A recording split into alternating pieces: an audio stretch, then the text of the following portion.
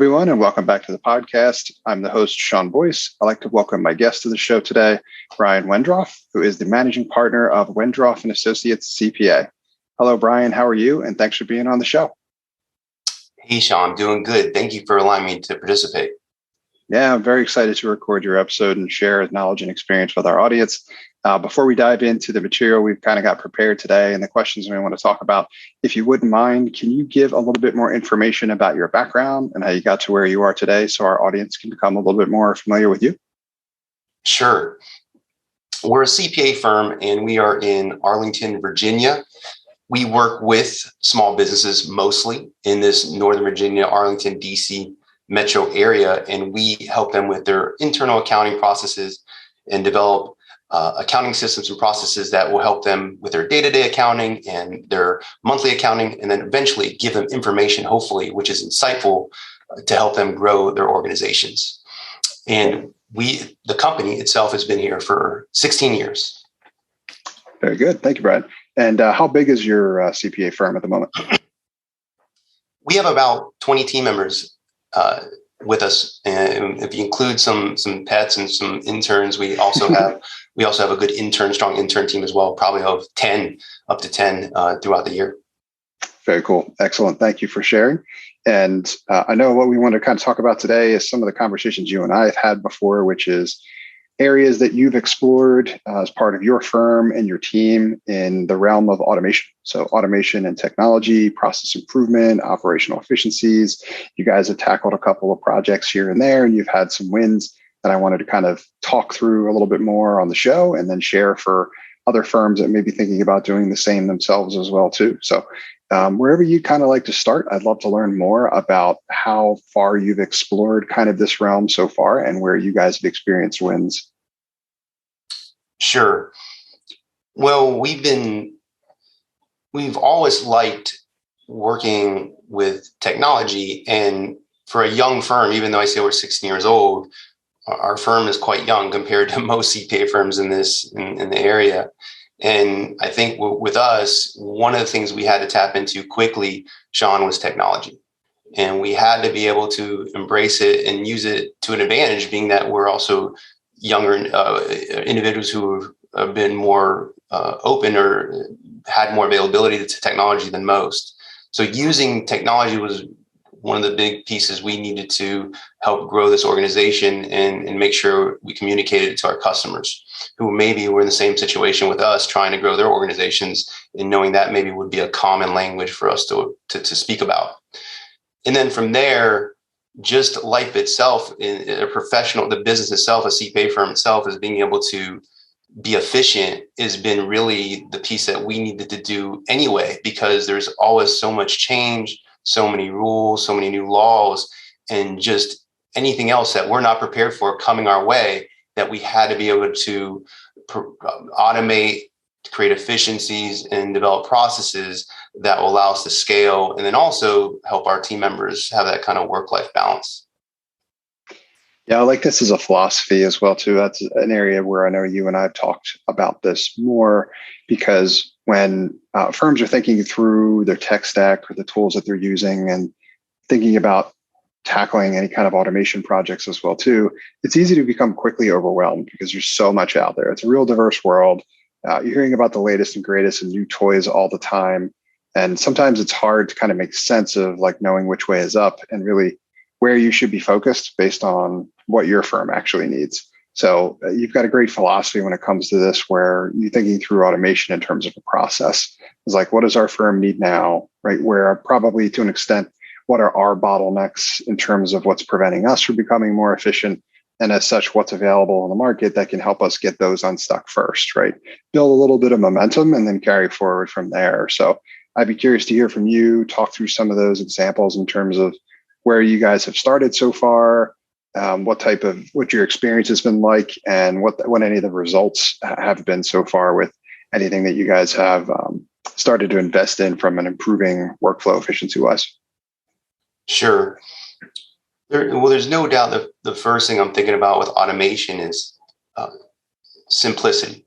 Like, what would help us automate? We're not software developers. So what we wanted to think about first was, how are we going to automate?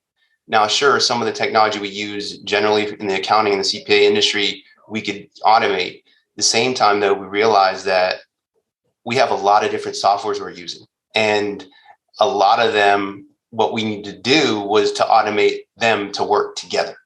And that makes sense, though, because in the ideal world, Sean, we'd all want to use one software to do every single thing, to send emails, to do accounting, to communicate, to do videos. We'd love that, but that's never going to happen, because that's what makes this software so special.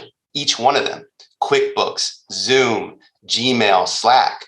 So what we realized is that we had to find a solution to be able to make those all work together to do something for us. And this is what we did, is we focused on, let's say, one software at this time to make this work, called Zapier. And with this software, this is the kind of integrator between all these different softwares to create a trigger and an action. So that's what we thought about first. Like, because we need to keep things simple, what was the most simplest software we could use? And that was Zapier, to help us be able to create our automations. And from there, that gave us the motivation to be able to go and be able to realize that we can automate things we do to help streamline our efficiencies, to remove steps and create efficiency. Super interesting. Yeah, that's a great example of a workflow efficiency tool, a system like Zapier, right? Which in concept, for anybody who's unfamiliar, is basically, you can think of it like a universal adapter, or a way to connect one system to another. Zapier has built a great name for themselves, and they've got a pretty robust list of options in terms of, if you want to connect one system to another, to kind of enable the consistency of a workflow that previously was maybe disrupted or had some manual steps involved. Now, all of that can be done in an automated way if you connect the systems together using a tool like Zapier. So that's a great example. I'd be curious to learn more in terms of like how you guys wound up. Did you take a look at Zapier first? Did you have two different systems or some kind of workflow that you wanted to kind of connect together? I'm curious, like, how you learned of the tool and its capabilities, and then ultimately what you wound up doing with it, like what you connected together. Sure.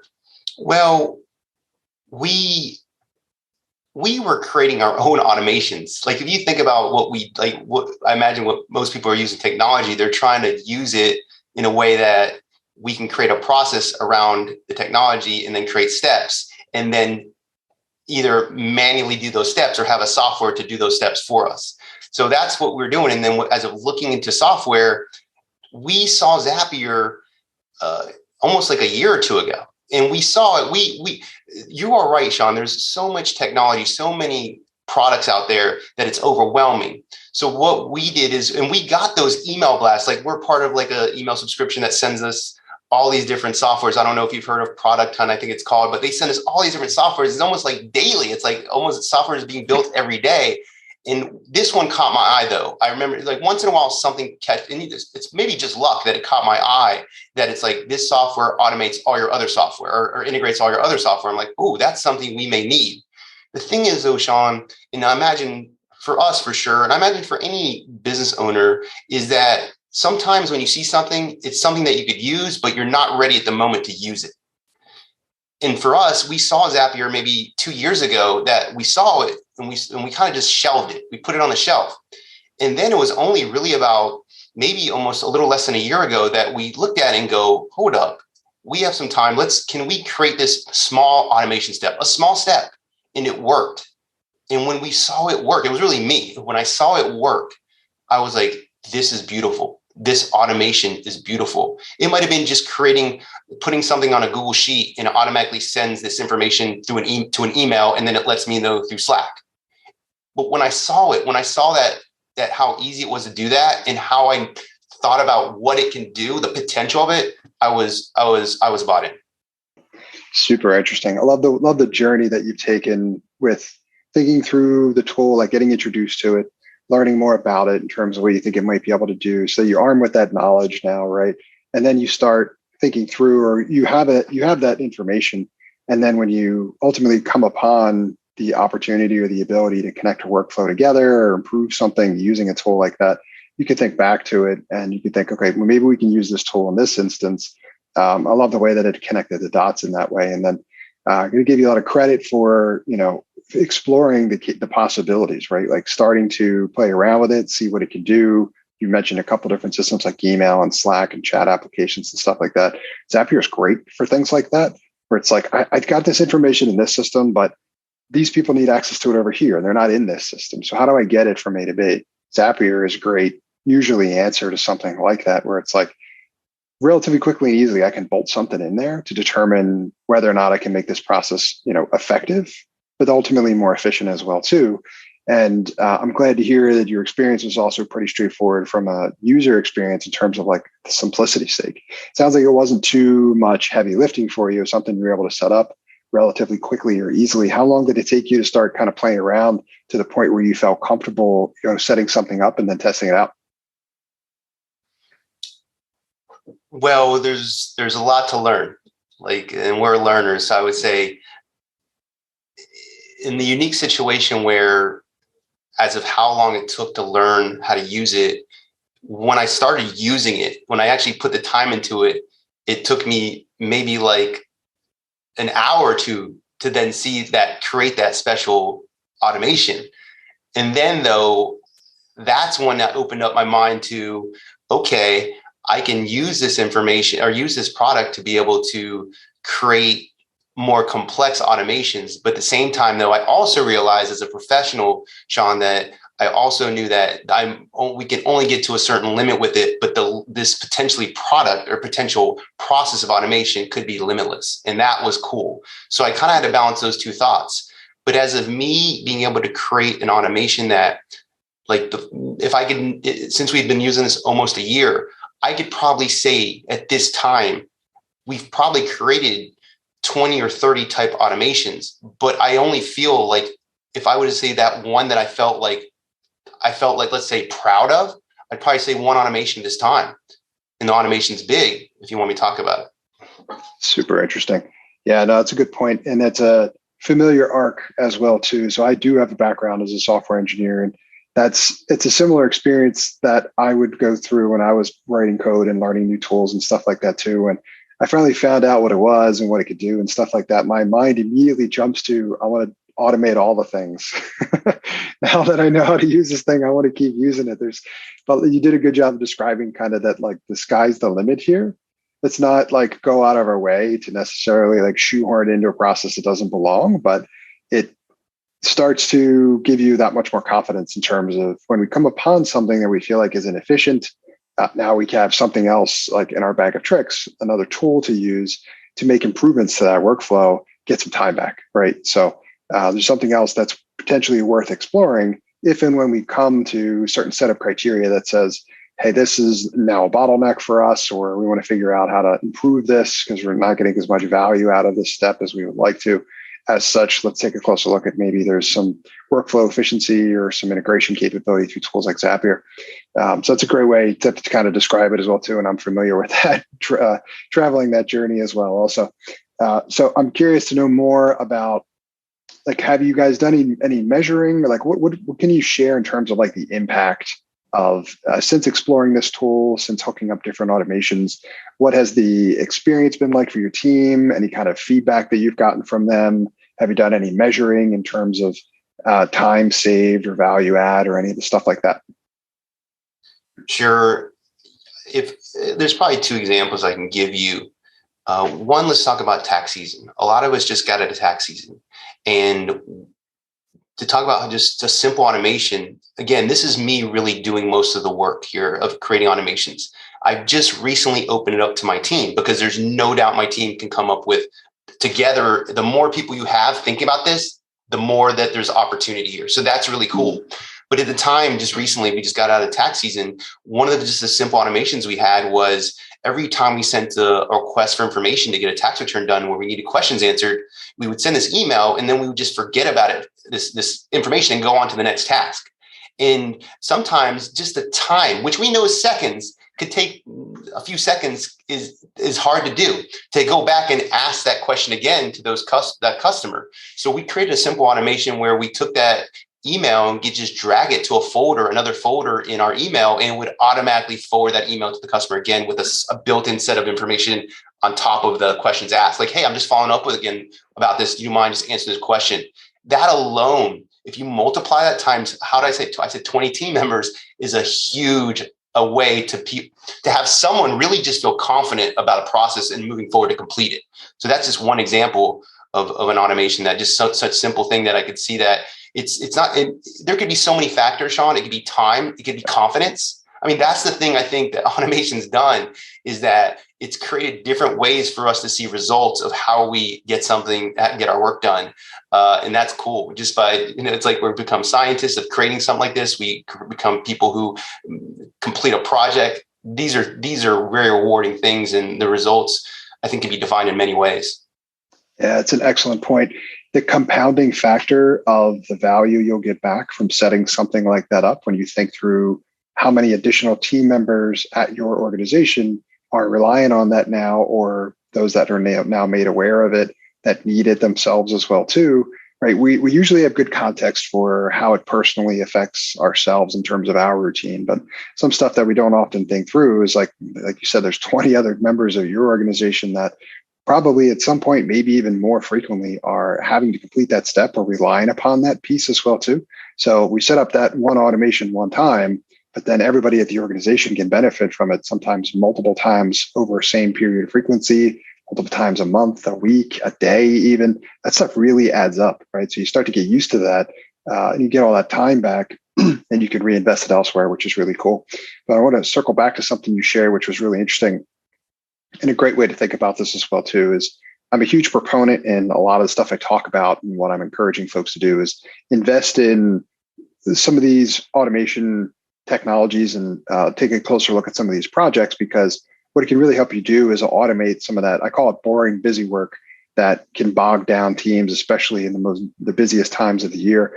And if you're able to automate some of that activity away from your team, right? Because no one likes doing boring, busy work, right? It's implied in the name. But in terms of it, enabling your team to be able to focus on areas where they're going to be even significantly more engaged, but also in a better position to be able to do better work, right? Your team got a lot of skills and capabilities. They're always motivated to want to figure out how they can make a greater impact. So if you're able to take advantage of the workflow efficiency improvements of leveraging tools like Zapier to even create some of these relatively simple automations, but that make a bigger impact and give them that much time back, they can take that time and they can reinvest it in other areas where they can figure out how to make a greater impact as well too. So curious to hear from you, Brian, as well too, if that's kind of been your experience with your team, if upon your team members seeing some of these things that you were testing out and hooking up and setting up, once they started to experience it, did they have even more interesting questions in terms of like, oh, that's cool, we can do this. What about that? Like, can it help us with that as well too? Like, did that start to help get the information flowing and enable your firm to come up with even cooler ideas about other workflow efficiencies that you might benefit from? Sure. It did. And again, we're so young at this. We're so new to this that it's really cool to see the opportunity here. And what we're gonna, as a person, Sean, who's been working in the industry and as a professional for 15 plus years, Sean, we realize I don't want to overwhelm our team. So this is a little by little, step by step, what do you call it, chip away type situation. So I'm not trying to overwhelm the team here. As of explaining it to them, there's no doubt. I explained it to them and they took it in and they've used it in their own way, which is great. And for example, after we created this automation, one person used it because also when this email gets sent out, the reminder email, Sean, they get a note on Slack to let them know, hey, we sent this email to XYZ person or John Doe person, and that gave another confirmation that this automation is working. One of our team members though used that to kind of audit in the past of knowing that when she had sent out that email through Slack, she could check her Slack messages to kind of reference the date that information got sent out. So in case she needed to go and send it another time, or she knew who to kind of put in front of the line based on sending that reminder out of preparing the return and get it out the door. So yeah, they're evolving these automations even as and like you said, like almost indirectly from what we created it originally for, they're using it in other ways. And this is really cool to see. Super interesting. Yeah, you did a good job of demonstrating and providing kind of the example that it isn't just, workflow efficiency improvement, but it's also value add, right? So that example you shared with what your team member isn't able to do, the information they're looking for, they know exactly where to get it, right? As opposed to like diving into their email and pouring around for like when that email got sent, right? If we're specifically sending a notification for something that's very important, and we have it organized in like one channel or a specific area in Slack, we can go back there. We can recall that information that much faster, right? So that saves us time, but it's also convenience and additional value add as well too. So it's basically taking, from a system that we had previously, and it's adding additional functionality that we're going to be able to then use over and over again because it better matches our workflow. So that's really cool as well too. It's always cool to hear how the team kind of adapts to it and figures out different cool new ways to use it as well too. One of the most exciting things I love doing when I'm working on these projects is like just educating folks on like what this thing is and what it can do and how you might be able to use it in cool, creative new ways through examples and stuff like that. And then see what they come up with, which is like, this thing's been bothering me. This looks like it might fit here. And I'm always blown away by the creativity that people come up with. So it's always super cool to hear those stories. Yeah. And I'm going to be like going back to what I said, where I've seen Zapier, for example, for 2 years, and I didn't use almost like I said, almost 2 years, and I didn't use it. So I needed to kind of think about, I wanted to express it to our team and to think about automation. But at the same time, though, I know we're just getting in a taxi. It's not like they're instantaneously going to think about these new automations. The thing is, though, it is important though to think about this word and this process because it's in their heads, and I think the rewards to come in the future, and I'm excited about that. And when it comes, it's just going to be really cool, especially if someone gets it as quick as nice as I got it when it happened to me when I went through the automation step and experienced it. Great point. Super interesting. So last question I have for you on this topic is kind of what's next. So you guys have started to scratch the surface, started to get some real value out of that, built a number of automations as well too. What are you excited about in terms of what you feel like is coming, or are there any projects on the horizon that you're going to be taking a closer look at? Like what does the next phase look like for you guys?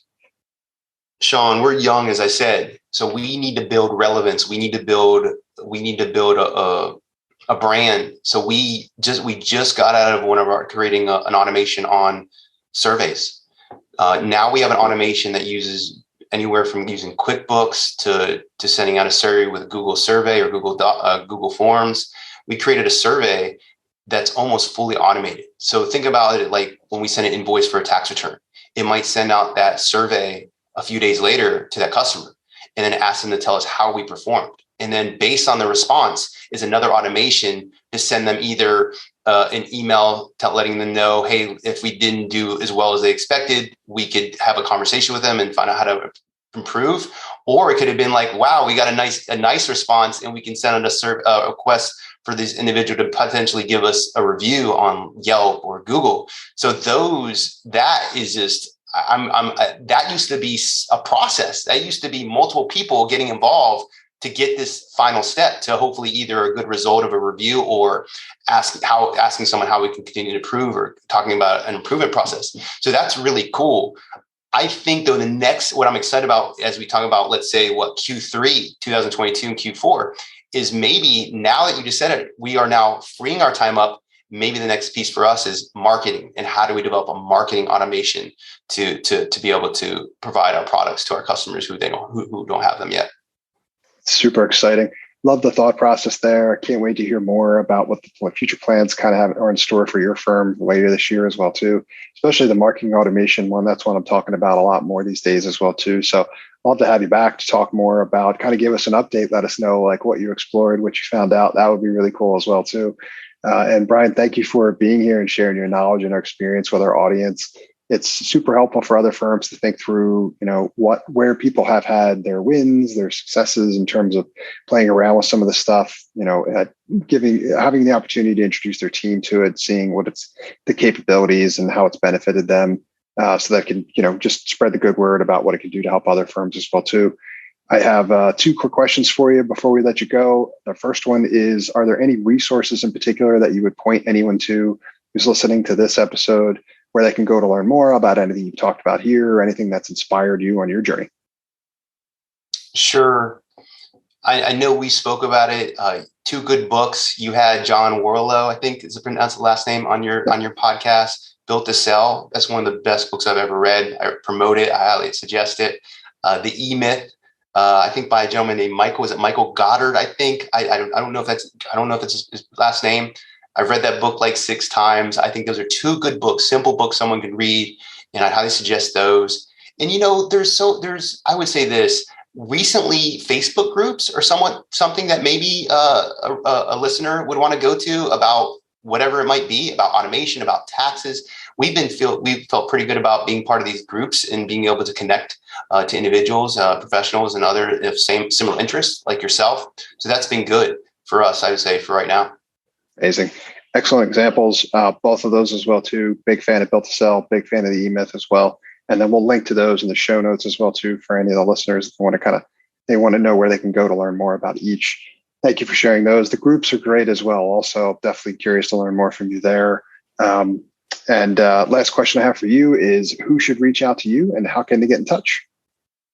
Sure. Well, I would say anyone who just wants to get to talk about thinking about the firm of the future. Let's say I'm always trying to understand and get tips from other CPAs who might want to have a common interest in trying to move the organization forward and maybe, really, like I said, going into technology. So that'd be good. My email is bjwendroff@wendroffcpa.com. And our website is Wendroff, Wendroff, as in Frank, CPA.com, and definitely connect through there or through LinkedIn for sure. Fantastic. Thank you, Brian. Link to those details in the show notes as well, too. And thanks again for being here and sharing your knowledge and experience with our audience. Yeah, Sean, thank you so much for allowing me to participate. You're very welcome. Thanks for listening to this episode of Accounting Automation. I hope you found it valuable. I help accounting firms scale their profit exponentially without needing to hire any additional accountants. So if your firm is in growth mode and can't keep up, I'd love to talk to you more about how I can empower your firm to do more with less through automation and technology. To learn more, visit my website, nextstep.io, or email me, Sean@nextstep.io. That's Sean, SEAN, @nextstep, NXTSTEP.io.